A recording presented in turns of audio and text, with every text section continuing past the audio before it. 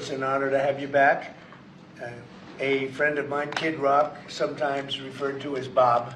I know him as Bob, but he's been a good friend for a long time, many years, and he's been after something that is for the good of a lot of people, including, in particular, the public, and having to do with ticket sales and scalping and all of the gouging that you have been reading about. It's gotten worse and worse with time.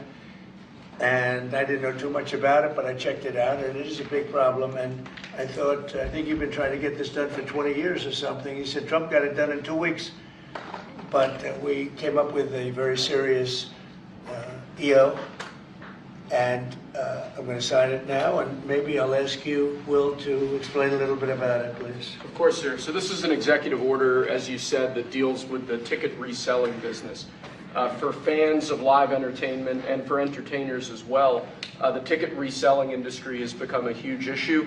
These people use bots and computer algorithms to buy up huge blocks of tickets and then jack up the price so that fans of live entertainers like Mr. Ritchie, I almost called him Mr. Rock, don't have access to concerts the way that they should.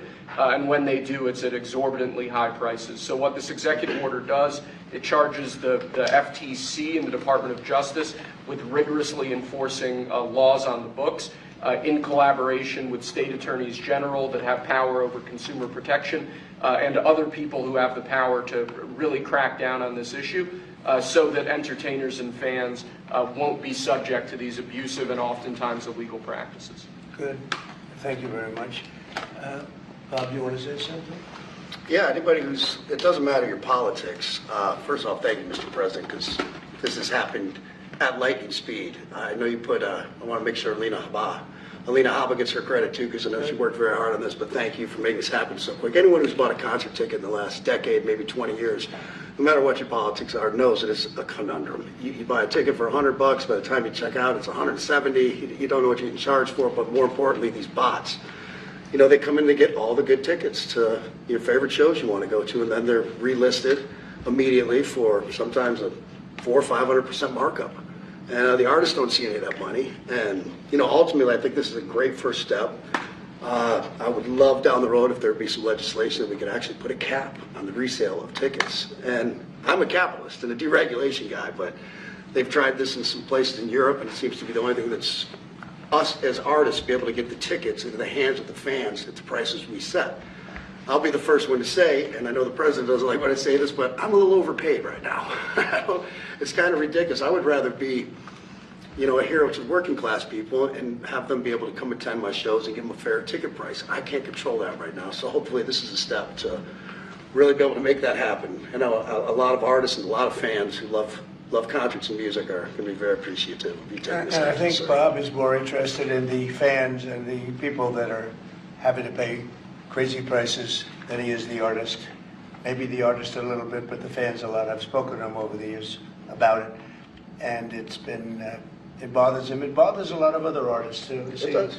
the artists, and they go out with a $100 ticket and it sells for $2,000 the following night. And they seem to be able to sweep up the best locations too, which is pretty amazing. So They've only enforced that Bots Act one time, I believe. Yeah. A couple years ago in New York City, we got a couple $1 million fine. And that's the only time they've enforced that act. And who's the primary culprit? Who sells these tickets? It's the scalpers. It's these bots go in and they're automated, so you're But is there a company involved? You might know. No. Well, there's reselling markets. Yeah. I think I know, Peter.